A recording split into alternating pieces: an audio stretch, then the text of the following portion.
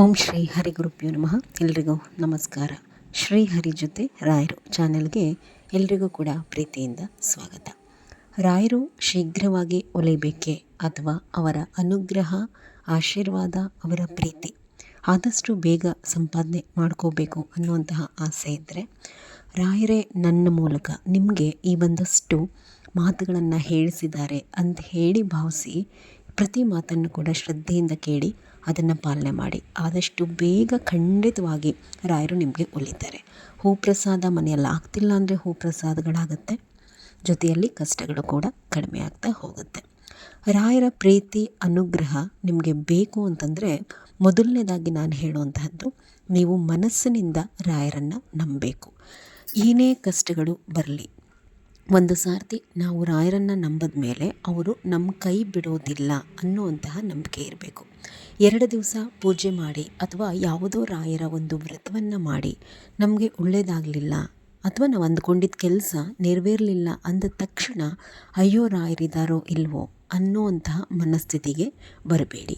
ಆ ರೀತಿಯ ನೆಗೆಟಿವ್ ಮಾತುಗಳನ್ನು ಆಡಬೇಡಿ. ಯಾಕೆಂದರೆ ನಿಮಗೆ ಯಾವುದನ್ನು ಯಾವ ಕಾಲಕ್ಕೆ ಕೊಡಬೇಕು ಅನ್ನುವಂತಹದ್ದು ರಾಯರಿಗೆ ತುಂಬ ಚೆನ್ನಾಗಿ ತಿಳಿದಿರುತ್ತೆ.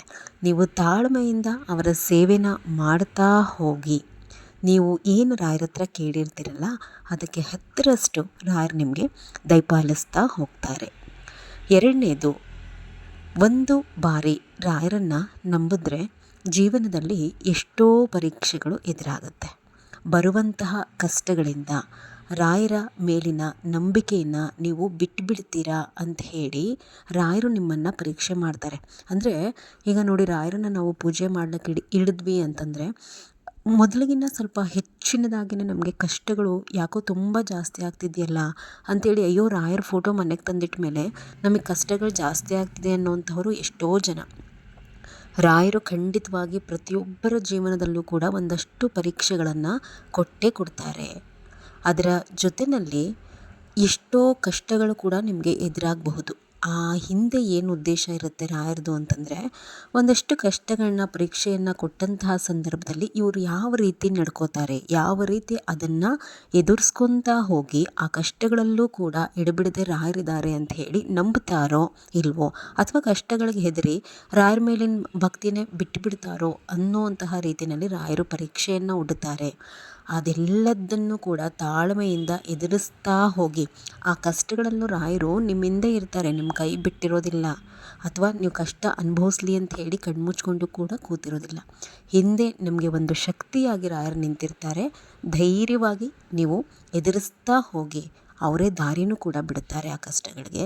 ಆ ಎಲ್ಲದನ್ನು ಎದುರಿಸ್ತಾ ನೀವು ಮುಂದೆ ಹೋಗ್ತಿರಲ್ಲ, ಆಗ ನೀವು ಹೊಂದುವಂತಹದ್ದು ರಾಯರನ್ನು. ಈಗ ನಾವಿಷ್ಟೆಲ್ಲ, ಈಗ ನನ್ನ ವಿಚಾರದಲ್ಲೇ ನೀವು ಕೇಳೋವಂತಹದ್ದಾದರೆ, ರಾಯರೇ ಇವತ್ತು ಉಸಿರು ಅಂತ ಹೇಳಿ ನಾನು ಅಂದ್ಕೊಂಡಿರೋವಂತಹದ್ದು. ಅದೆಲ್ಲ ದೇವ್ರ ಮೇಲಿನ ಭಕ್ತಿ ಇದೆಲ್ಲ ಮೀರಿ ನಾವು ಒಂದು ಮುಂದೆ ಹೊರಟೋಗಿ ತಂದೆ ಮಗಳ ಬಾಂಧವ್ಯ ಅನ್ನೋ ರೀತಿಯಲ್ಲಿ ರಾಯರ ಜೊತೆ ನಮ್ಮ ಬಾಂಧವ್ಯ ಇದೆ. ಎಷ್ಟೋ ಕಷ್ಟಗಳು ಎದುರಾಗಿದ್ದು ಈ ಪ್ರೀತಿಯನ್ನು ನಾವು ಅವರಿಂದ ಸಂಪಾದನೆ ಮಾಡಬೇಕು, ಅಥವಾ ಜೀವನದಲ್ಲಿ ನಾನೇ ಇರಬಹುದು ಅಥವಾ ನಮ್ಮ ಮನೆಯವರೇ ಇರಬಹುದು, ನಾವು ಈ ಮಟ್ಟಕ್ಕೆ ನಾವು ಹೋಗ್ತೀವ ಅಂಥೇಳಿ ನಾವು ಕನಸಿನಲ್ಲೂ ಕಾಣದಿಲ್ದಿದ್ದಂತಹ ಒಂದು ಜೀವನ ಏನಿರಬಹುದು ಅಥವಾ ಫೈನಾನ್ಷಿಯಲ್ ಸ್ಟೇಜಸ್ ಏನಿರಬಹುದು, ಅದನ್ನು ನಮಗೆ ಇವತ್ತು ದಯಪಾಲಿಸಿದ್ದಾರೆ. ಆ ಪಡ್ಕೊಂಡಿರೋದಿದೆಯಲ್ಲ, ಅದ್ರ ಹಿಂದೆ ಅನುಭವಿಸಿದಂತಹ ಕಷ್ಟಗಳು 1000. ಯಾವ ಕಷ್ಟದಲ್ಲೂ ಕೂಡ ಯಾಕೆ ಈ ಕಷ್ಟ ನೀವು ಕೊಟ್ರಿ ಅಂತ ಹೇಳಿ ರಾಯರನ್ನ ಕೇಳಲಿಲ್ಲ.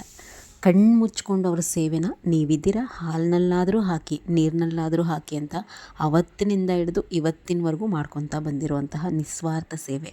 ಕೊಟ್ಟಿದ್ದು ಮಾತ್ರ ಸಾಗರದಷ್ಟು ಅವರು ಅಪಾರ. ಅದಕ್ಕೆ ಹೇಳೋದು, ತುಂಬ ಕಷ್ಟಗಳು ಬರುತ್ತೆ ರಾಯರನ್ನು ನಂಬಿ ನಡೆಯೋರಿಗೆ, ತಾಳ್ಮೆಗಿಡಬಾರ್ದು. ಈ ಮಾತುಗಳನ್ನ ಅರ್ಥ ಮಾಡ್ಕೊಳ್ಳಿ. ಇನ್ನು 3ನೇದು, ರಾಯರ ಪ್ರೀತಿನ ನೀವು ಸಂಪಾದನೆ ಮಾಡಬೇಕು ಅಂತಂದರೆ ನೀವು ಏನು ಕೆಲಸ ಮಾಡ್ತಿದ್ದೀರಾ, ಅದು ಸಣ್ಣದ್ದೇ ಆಗಿರಲಿ ದೊಡ್ಡದ್ದೇ ಆಗಿರಲಿ, ಅದರಲ್ಲಿ ಭಗವಂತನ ಕಾಣಿ. ಯಾರಿಗೂ ಕೂಡ ಮೋಸ ಮಾಡಬೇಡಿ. ಪ್ರತಿಯೊಂದನ್ನು ರಾಯರು ಗಮನಿಸ್ತಾರೆ. ಯಾರ್ದೋ ದುಡ್ಡು ಕಾಸಿಗೆ ಆಸೆ ಪಡಬೇಡಿ. ನಿಮ್ಮ ಹತ್ರ ಏನಿರುತ್ತೆ ಅದರಲ್ಲಿ ನಿಷ್ಠೆಯಿಂದ, ಪ್ರಾಮಾಣಿಕತೆಯಿಂದ ಇರುವಂತಹದ್ದನ್ನು ಕಲೀರಿ. ಯಾವುದರಲ್ಲೇ ಆಗಲಿ ನೋಡಿ, ಒಂದು ಮನುಷ್ಯನ ಜೀವನಕ್ಕೆ ನಾನು ಹೇಳುವಂತಹದ್ದು, ಒಂದು ಗಂಡ ಹೆಂಡತಿ ಸಂಬಂಧದಿಂದ ಹಿಡಿದು ನಾವು ಕೆಲಸ ಮಾಡುವಂತಹ ಜಾಗದಲ್ಲಿ ನಾವು ಯಾವ ರೀತಿ ಪ್ರಾಮಾಣಿಕವಾಗಿರಬಹುದು, ಅಥವಾ ನಮ್ಮ ಗಂಡನ ಜೊತೆ, ನಮ್ಮ ಹೆಂಡತಿ ಜೊತೆ ನಾವು ಯಾವ ರೀತಿ ಪ್ರಾಮಾಣಿಕವಾಗಿರಬಹುದು, ಆ ಒಂದು ಪ್ರಾಮಾಣಿಕತೆಯಲ್ಲಿ ರಾಯರಿರ್ತಾರೆ. ನೀವು ಕಳ್ಳತನ ಮಾಡೋದು, ಸುಳ್ಳು ಹೇಳೋದು, ಗಂಡನಿಗೆ ಮೋಸ ಮಾಡೋದು, ಹೆಂಡತಿಗೆ ಮೋಸ ಮಾಡೋದು, ಈ ರೀತಿ ಎಲ್ಲ ನೀವು ಮನಸ್ಸಿನಲ್ಲಿ ಕಪಟತನ ತುಂಬಿಕೊಂಡು ರಾಯರನ್ನ ಹೊಂದಬೇಕು ಅಂತ ಹೋದರೆ ನಿಮ್ಮಿಡೀ ಜೀವನ ಕಳೆದು ನೀವು ರಾಯರನ್ನ ಹೊಂದಲ್ಲ. ಅರ್ಥವಾಯ್ತಾ? ಪ್ರಾಮಾಣಿಕತೆ ಇರಬೇಕು, ಆಗ ಮಾತ್ರ ರಾಯರು ಖಂಡಿತವಾಗಿ ನಿಮಗೆ ಒಲಿತಾರೆ. ಇದೆಲ್ಲ ಒಂದು ಕಡೆ ಆದರೆ ಯಾವಾಗ ನಮ್ಮ ಕಷ್ಟಗಳು ಕರಗ್ತಾ ಹೋಗುತ್ತೆ ಅಂತಂದರೆ, ನಾವು ಭಗವಂತನ ಸೇವೆಯನ್ನು ಮಾಡ್ತಾ ಹೋದಾಗ ಪ್ರತಿ ಗುರುವಾರ ನಿಷ್ಠೆಯಿಂದ ರಾಯರನ್ನ ಪೂಜೆ ಮಾಡಿ. ಸೋಷಿಯಲ್ ಮೀಡಿಯಾಗಳಲ್ಲಿ ತೋರಿಸ್ಕೊಳ್ಳೋಕ್ಕೆ, ವಾಟ್ಸಪ್ಗಳಲ್ಲಿ ತೋರಿಸ್ಕೊಳ್ಳೋದಕ್ಕೆ ಅಲಂಕಾರ ಮಾಡಿ ರಾಯರನ್ನ ಪೂಜೆ ಮಾಡಬೇಡಿ. ನಾವು ದೇವ್ರ ಮನೆಗೆ ಹೋದ್ವಿ ಅಂದರೆ ಅಲ್ಲಿ ರಾಯರು ಮತ್ತು ನಾವು ಮಾತ್ರ ಇದ್ದೀವಿ ಅನ್ನುವಂತಹ ಭಾವನೆಯಲ್ಲಿ ರಾಯರನ್ನ ಪೂಜೆ ಮಾಡಬೇಕು.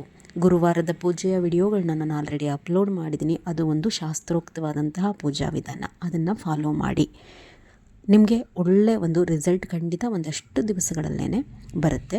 ತುಂಬ ಕಷ್ಟ ಮನೆಯಲ್ಲಿತ್ತು ಅಂತಂದರೆ ನಿಮಗೆ ಪ್ರತಿ ಗುರುವಾರ ರಾಯರ ಹೆಸರಿನಲ್ಲಿ 12 ಗಂಟೆವರೆಗೂ ಉಪವಾಸ ಮಾಡಿ, ಉಪವಾಸ ಬಿಟ್ಬಿಡಿ. 12 ಗಂಟೆ, ಮಧ್ಯಾಹ್ನ 12 ಗಂಟೆಗೆ ಈರುಳ್ಳಿ ಬೆಳ್ಳುಳ್ಳಿ ತಿನ್ನಲಿಕ್ಕೆ ಹೋಗಬೇಡಿ. ಅವತ್ತು ಗುರುವಾರದ ದಿವಸ ಒಂದು ವಿಡಿಯೋನೇ ಅಪ್ಲೋಡ್ ಮಾಡ್ತೀನಿ ಗುರುವಾರದ ಉಪವಾಸದ ಬಗ್ಗೆ.